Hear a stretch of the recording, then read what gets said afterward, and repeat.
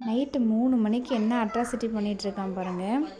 இது என்னன்னா, தம்பி ஊர்லேருந்து வந்திருந்தான். அவன் கிளம்பும் போதே மாப்பிள்ளைக்கு என்ன வேணும் அப்படின்னு ஃபோன் பண்ணி கேட்டான். அவன் மாமா எனக்கு ஐஸ்கிரீம் தான் வேணும், வரும்போது வாங்கிட்டு வாங்க அப்படின்னு சொன்னான். சரி 3 மணிக்கு பேக்கரி போய் வாங்கிட்டு வந்து எழுப்புனா எந்திரிக்கவே இல்லை.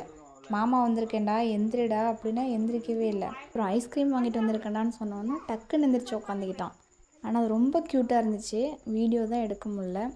அப்புறம் அதை எடுத்துகிட்டு போயிட்டு தூங்குறவங்க எல்லாத்தையும் எழுப்பி எழுப்பி விட்டுட்டு இருந்தான்.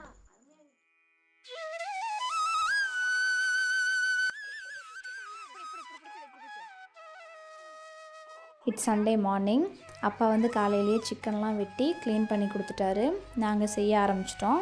இந்த பக்கம் பார்த்திங்கன்னா அம்லு வந்து அவங்க மாமா தூங்கிட்டு இருந்தான். அவன் மேலே ஏறி படுத்துட்டு குதிச்சுக்கிட்டு விளையாண்டுட்டு இருந்தான். அக்கா பிள்ளைங்களுக்கு மாமானாவே ஒரு ஸ்பெஷலான உறவு.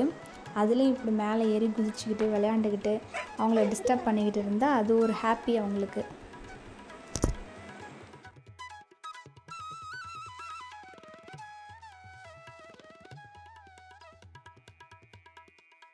அப்புறம் இட்லி, சிக்கன் குழம்பு, ரைஸ்லாம் வச்சு எல்லோரும் சாப்பிட்டுட்டு அப்புறம் அவன் சித்தி கூட விளையாட ஆரம்பிச்சிட்டான். சித்தி கூட பயங்கர அட்டாச்சாக இருப்பான். ஊருக்கு வந்துட்டாலே என்னெல்லாம் சுத்தமாக கண்டுக்கிறதில்ல. சித்தி கூட தான் சாப்பிடுவேன், சித்தி கூட தான் தூங்குவேன், சித்தி தான் என்னை குளிக்க வைக்கணும் அப்படின்னு பண்ணி அவங்களுக்குள்ளே இருக்கிற பாண்டிங்கே ரொம்ப நல்லாயிருக்கும். என் ஃப்ரெண்டு யாருடான்னு சொல்லி கேட்டால் எங்கள் சித்தி அப்படின்னு சொல்லுவான். கோயில் எதற்கு, தெய்வங்கள் எதற்கு, இது போல் யாரும் இங்கே எங்கும் வாழவில்லை என்று தோன்று.